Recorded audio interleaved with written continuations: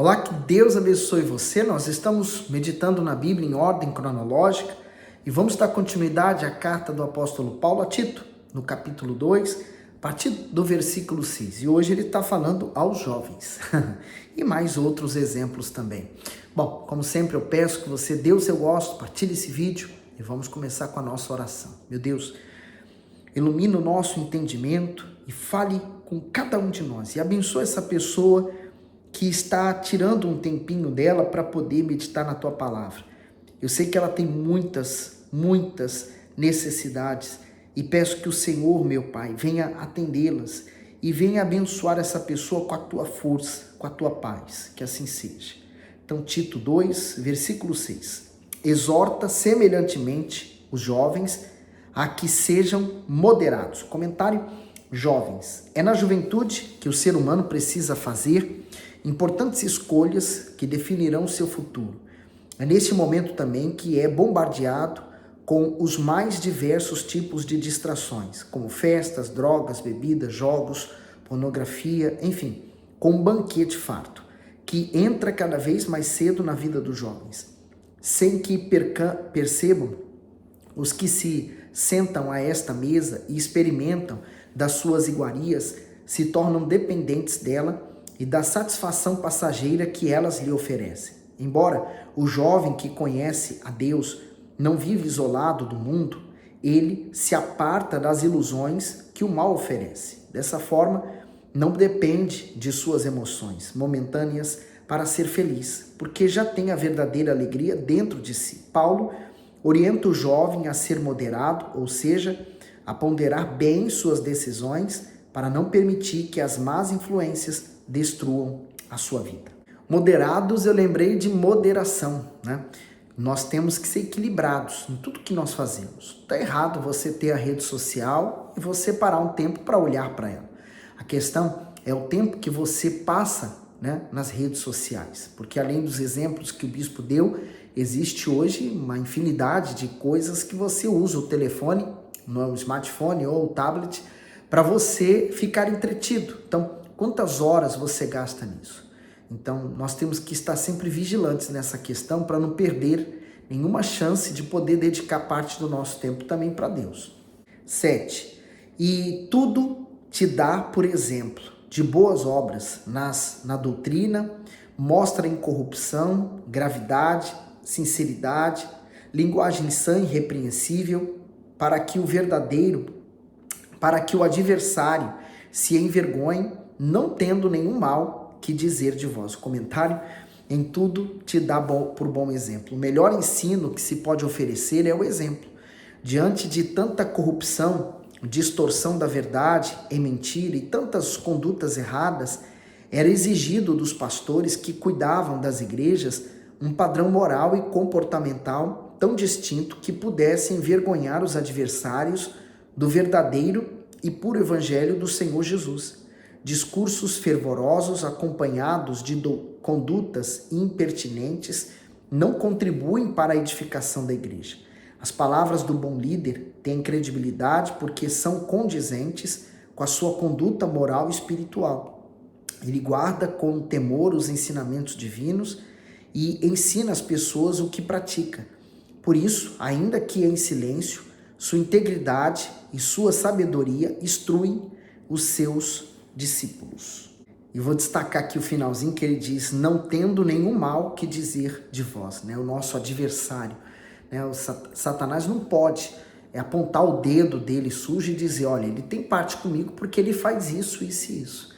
Não, nós temos que envergonhar ele em todos os aspectos. No 9, exorta os servos a que se sujeitem a seus senhores e em tudo o agradem, não contradizendo. Comentário do 9, não contradizendo. Toda pessoa que faz do Senhor Jesus seu Senhor se torna uma serva dele. Da mesma forma que sua entrega a Deus é espontânea, a submissão à vontade divina é voluntária. E isso não apenas quando lhe convém, mas sobretudo quando precisa desagradar a si mesma para agradar ao Senhor.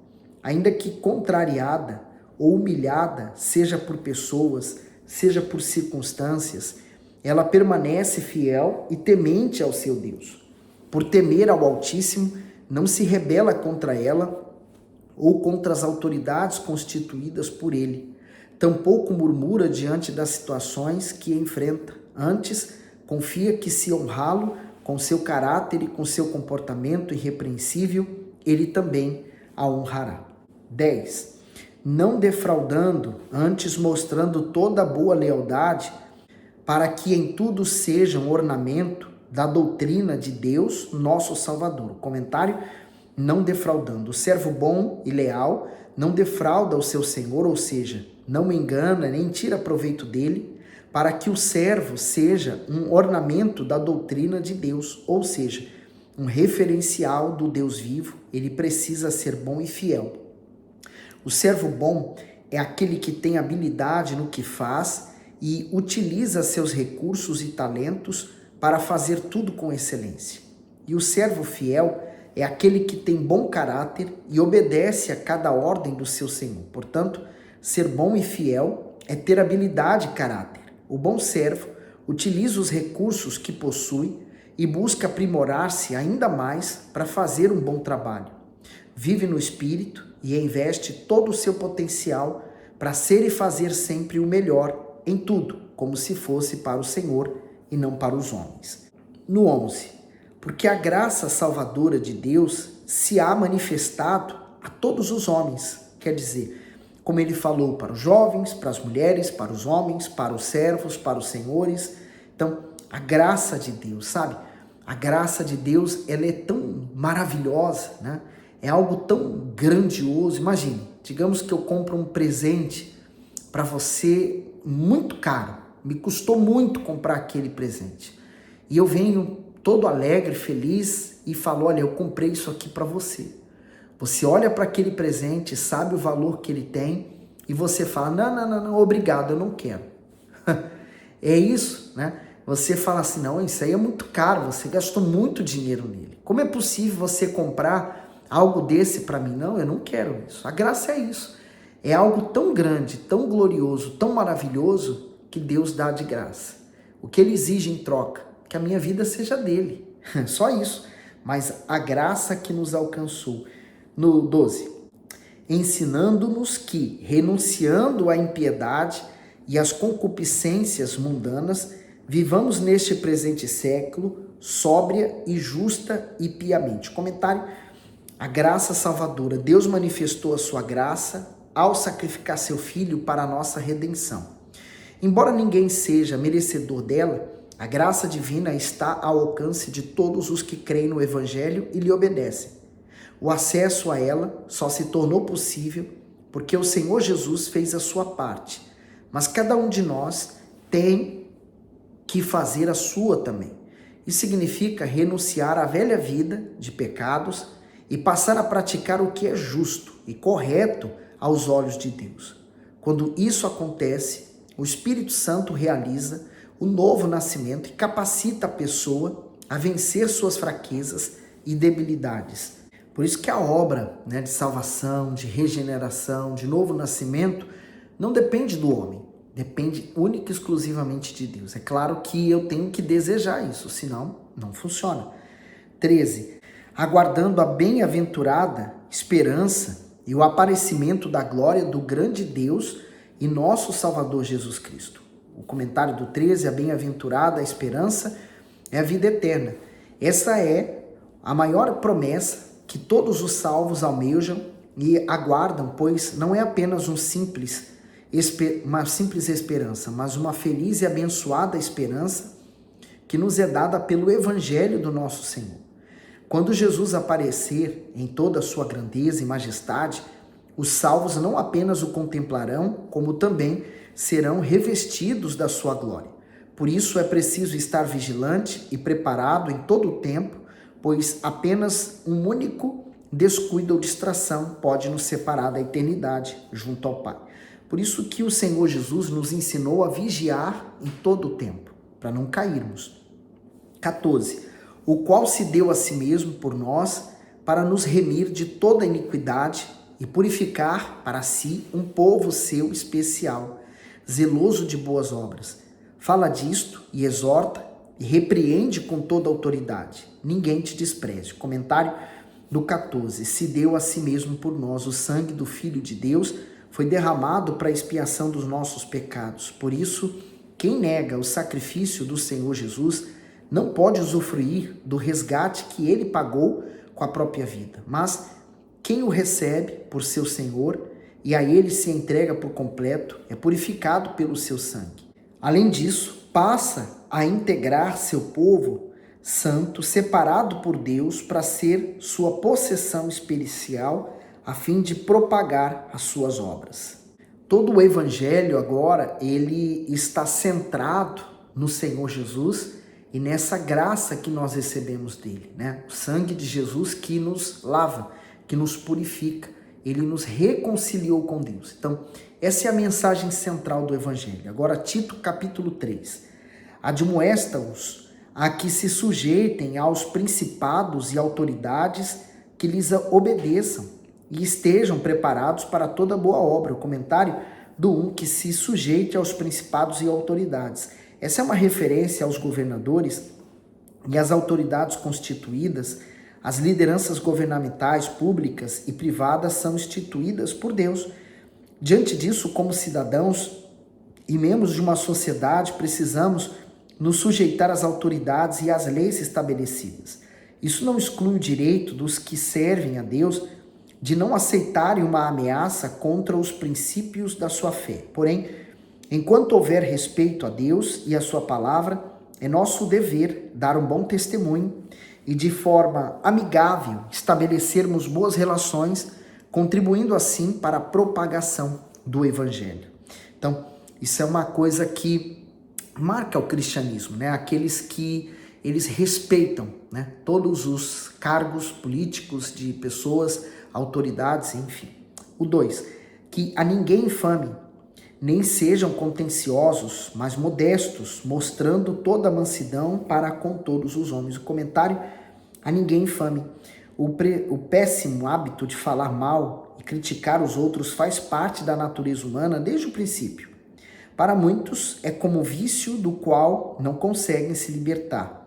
A orientação de Paulo é que nenhuma pessoa que professa a fé em Jesus se deixe seduzir pelo desejo de maldizer ou caluniar alguém, seja autoridade governamental, seja judicial ou qualquer outra pessoa, independentemente da sua posição ou formação. O respeito deve ser dado a todos, afinal, ninguém gosta de ter o seu nome envolvido em conversas alheias. Portanto, é primordial que não se faça isso com ninguém. Seguindo para o 3. Porque também nós éramos noutro tempo insensatos, desobedientes, extraviados, servindo a várias concupiscências e deleites, vivendo em malícia, inveja, odiosos, odiando-nos uns aos outros. Mas quando apareceu a benignidade e amor de Deus, nosso Salvador, para com os homens, não pelas obras de justiça que houvéssemos feito, mas segundo a sua misericórdia, nos salvou pela lavagem da regeneração e da renovação do Espírito Santo. Então aqui ele demonstra muito bem, né, quem éramos, né, as obras da carne, da velha criatura, e nada nós fizemos para nos salvar.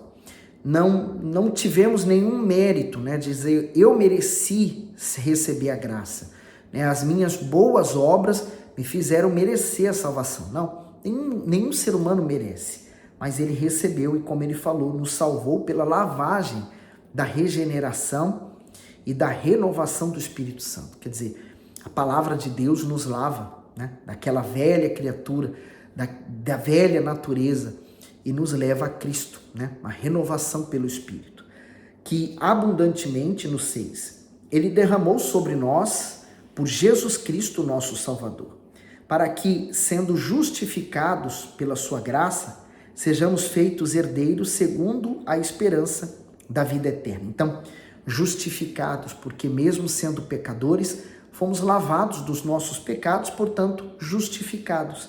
Então, a graça dele nos alcançou, nos justificou e nos tornou herdeiros também, segundo a esperança da vida eterna.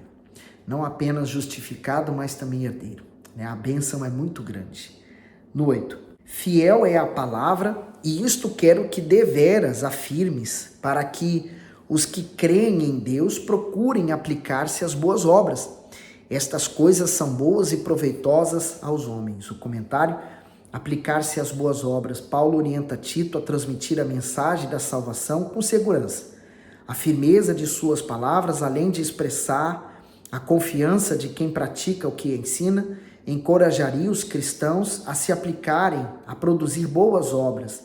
Essas obras são os frutos naturais daqueles que nascem de Deus, vivem a fé e se tornam seus instrumentos para levar o evangelho a toda criatura.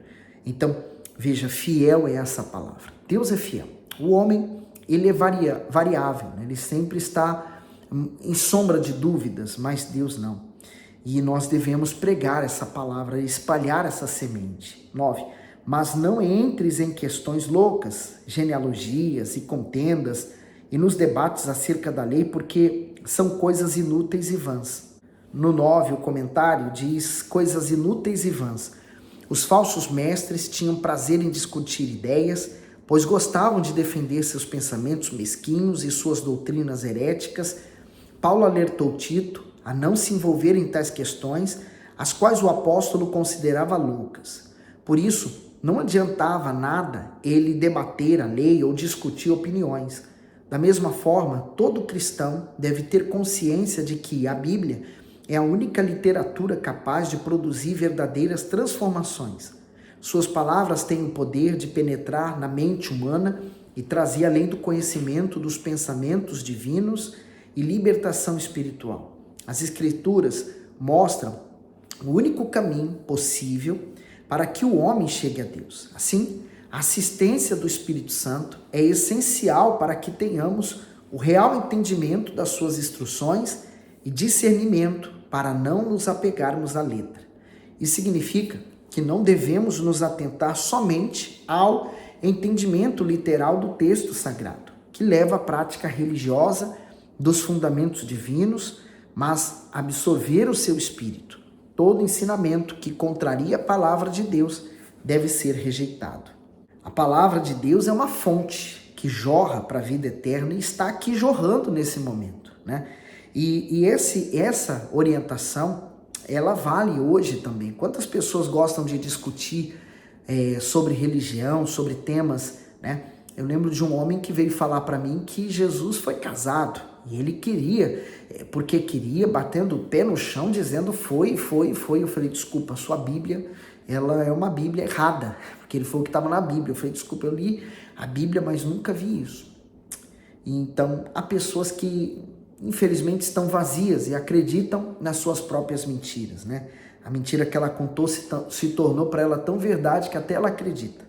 10. Ao homem herege, depois de uma e outra admoestação, evitam, sabendo que esse tal está pervertido e peca, estando já em si mesmo condenado. Comentário: homem herege. Os falsos mestres daquela época pregavam heresias, ou seja, ensinamentos sem nenhum fundamento bíblico. Com suas teses, tumultuavam as igrejas e criavam divisões. Eram homens totalmente perdidos em suas falsas crenças e pensamentos, por isso tentavam fazer com que outros também se perdessem junto com eles. Paulo disse a Tito que, depois de exortá-los com uma ou outra vez, procurasse evitá-los. Diante disso, somos orientados a vigiar e avaliar nossas companhias para não sermos contaminados espiritualmente por elas. No caso de alguém próximo, podemos tentar ajudá-lo a abrir os seus olhos com a verdade. Mas, se o orgulho não permitir que reconheça seus erros, afastar-se é a melhor maneira de se preservar da má influência dos seus pensamentos enganosos. Pessoas com pensamentos errados, melhor coisa é você ficar longe delas. E para terminarmos, ele diz no 12, quando te enviar Artemas ou Tíquico, procura vir ter comigo a Nicápolis, porque deliberarei invernar ali. Acompanha com muitos cuidados Zenas, doutor da lei, e Apolo, para que nada lhes falte. E os nossos aprendam também a aplicar-se às boas obras nas coisas necessárias para que não sejam infrutuosos. Saúdam-te todos os que estão comigo, saúda tu e os que nos amam na fé. A graça seja com vós todos. Amém. E para terminar o comentário do 14, não sejam infrutuosos. O genuíno servo de Deus se empenha em produzir boas obras a fim de ganhar almas para o seu reino. Porém, de nada serve a prática de boas obras desacompanhada de uma vida justa. Portanto, as boas obras não estão relacionadas apenas ao trabalho que realizamos para ajudar as pessoas, mas, acima de tudo, atitudes correntes se vivermos uma vida de justiça, temor e obediência aos preceitos divinos. Teremos credibilidade para apresentarmos às pessoas o caminho da salvação. Os frutos do trabalho do servo do Altíssimo vêm como consequência do seu relacionamento com Ele. E assim, essa é a carta do apóstolo Paulo a Tito e as orientações que cabem perfeitamente no nosso dia a dia, para que nós possamos nos manter firmes nessa caminhada até o fim. Que Deus continue abençoando, iluminando você. Até o próximo vídeo.